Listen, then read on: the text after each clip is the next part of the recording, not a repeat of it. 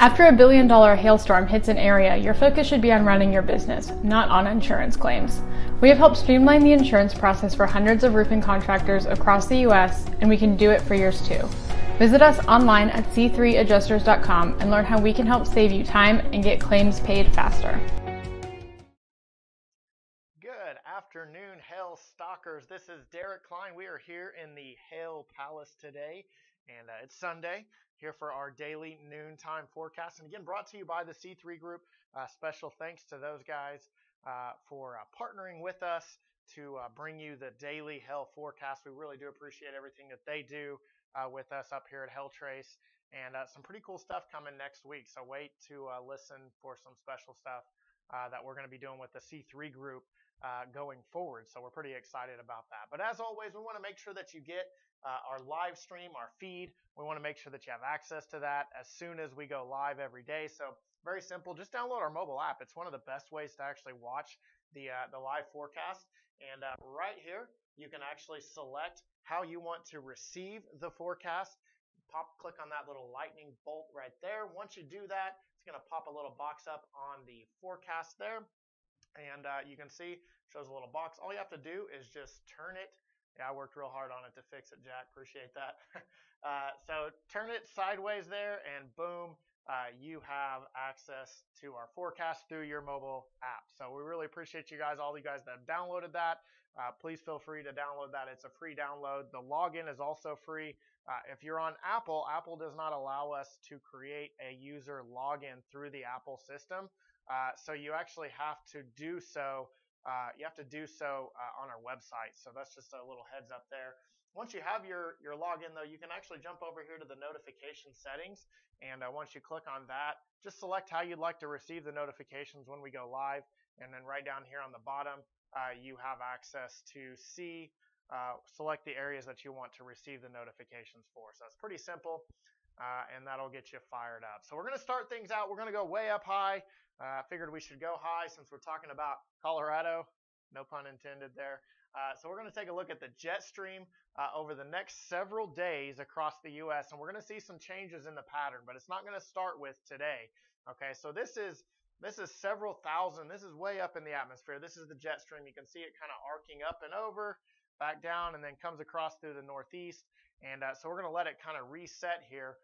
Let our loop here reset, and it's going to show us exactly where the storm track is. This is a pretty good little powerful system here running across the Dakotas. I don't think anybody's getting too excited about that, but that's for later next week.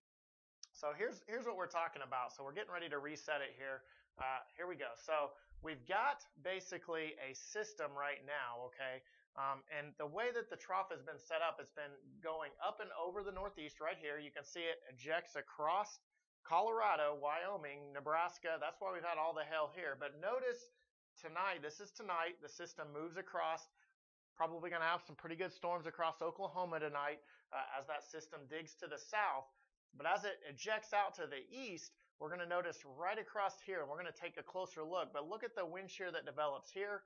Then it develops across the Appalachians and then redevelops across the Northeast. So pretty quick, but you notice it basically over the next 4 days, it's going to move across the Northeast. And so we're going to see a pretty big uptick. There's also a little wave right there. You could just barely see it there. And then the bigger storm system as we kind of go into more of a zonal or a ridge flow. So it's going to get hot in the south, and then everything is going to eject across the north. This would be good for Minnesota, possibly as far south as Chicago. We're going to talk about Chicago later this week also. So a couple of areas of interest coming up. It's not just the dead of summer. So here's a look at the radar for today, at least forecasted radar by the models. We don't always want to go with exactly what they say, but complex moves off to the east. New thunderstorms fire up here. Notice again, off to the east is where they're actually showing it, although the pattern, the jet stream has kind of sagged a little further south. So we're going to have to watch Denver a little closer today, then check out the complex as it fires up and drops and digs south. No hail as it moves to the south. Conditions just really not favorable for large hail when you get these large bowing complexes of storms. Now, there could be a little bit of hail here, but this will be the main concern, the main show. You can see all these individual cells, and then they kind of merge into a complex and dig to the south. Here's what it looks like for the forecast, the exact layout where we think everything is actually going to take place at. So you notice we've kind of expanded our yellow a little bit today. We've also bumped it up a little bit further to the west to include more of Denver, Colorado Springs.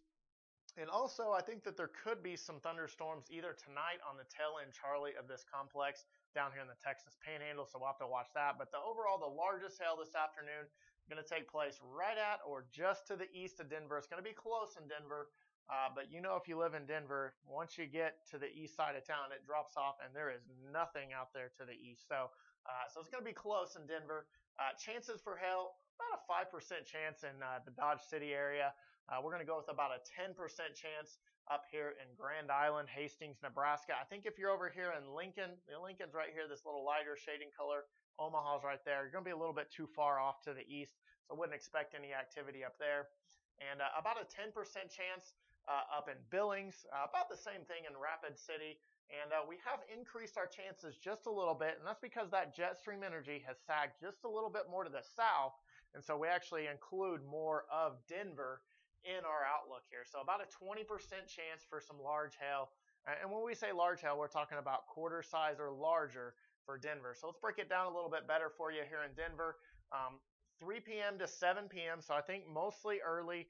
Although there are some signs that maybe that second wave as it comes south out of Wyoming could actually drop straight south down I-25. So we'll have to watch that.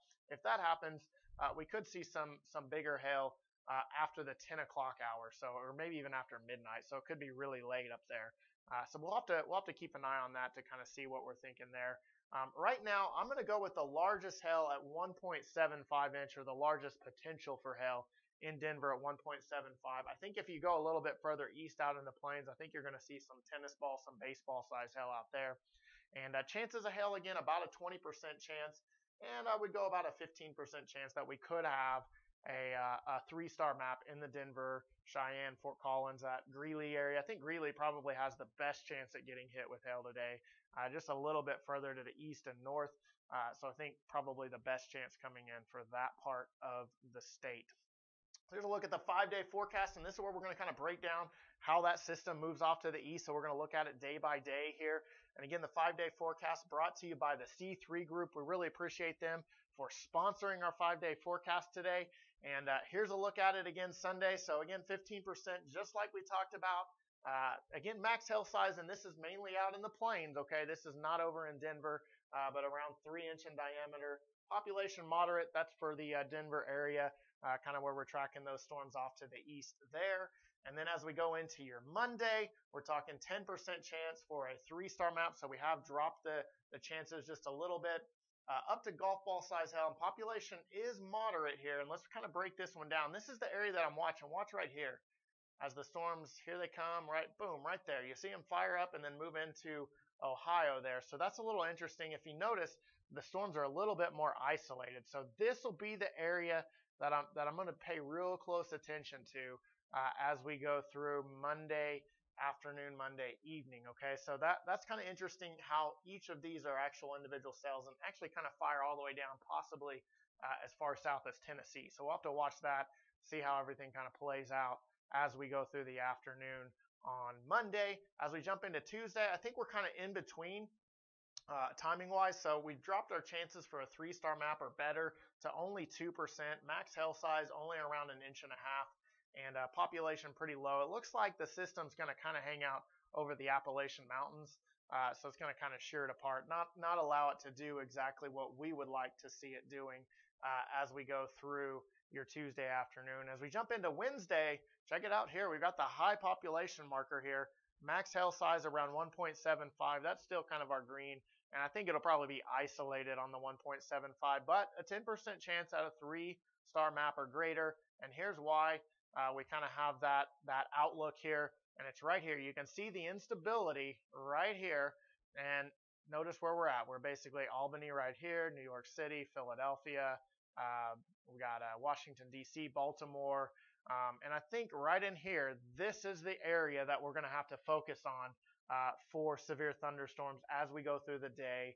And so that's why we've got the population high. If we get golf ball size hail anywhere in here, it's going to hit a lot of people, and so it basically increases the chance. But we'll watch this as we get a little closer to it. Again, we're 4 days out right now, so we're a little bit far from being able to see exactly what's going on there. And as we get into your Thursday afternoon, let's take a look at it here. So we'll keep the 3-star chances at about 10%. We did increase the hail size a little bit too, and notice the population is still high as well. So still some chances on the high population, and here's why. Check out, this is our instability in the atmosphere for your Thursday afternoon, and check it out. We basically got a front that is kind of sagged across, and the impulse here, the jet stream impulse, is very, very weak. It's not very strong, very subtle. It's just barely there, but it's going to be really, really unstable. And we're looking at Chicago right here. This little blue finger right there is actually cool air coming off of Lake Michigan that's causing that little stability right there. But I think basically right in this area, and then possibly if they can arch back, Omaha even. But I think probably right now, if I had to pick a spot, I would go Chicago, back towards Davenport, Quincy, right in here. So those would be the areas that I would focus on and watching Thursday. Now, this is 5 days out, so this is a long way down the road. But again, we are increasing at least our chances just a little bit, as you can see here. Again, I think there could be some 2-inch hail with that much instability in place. It doesn't take a whole lot to really get things firing. And then again, population, you got Chicago in play. It's going to be high.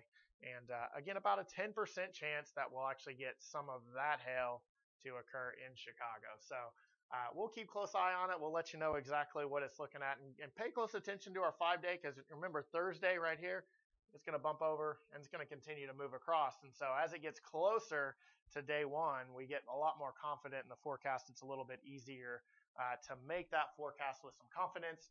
And as always, if you're not getting alerts from us on Facebook, it's probably because Facebook is not allowing you to see them. All you have to do is just go right over here, click on follow. And once you click on follow, you can click on see first, and that's all it takes. You get access to us. It pops us up to the first of your news feed, and you get alerted anytime we go live, anytime we're doing live storm coverage, anything that's going on. We're there to help you guys out. As always, we appreciate you for watching. Please feel free to share and like. We really do appreciate that. And if you have any questions, throw them in the comment box. We'll try to get to those today and let you know what we think. And as always, if there's anything else we can do for you, info@hailtrace.com is a great way to get in touch with us. Or you can give us a shout, 855-334-4245. Special thanks for watching today, and we look forward to seeing you again tomorrow at noon. Take care.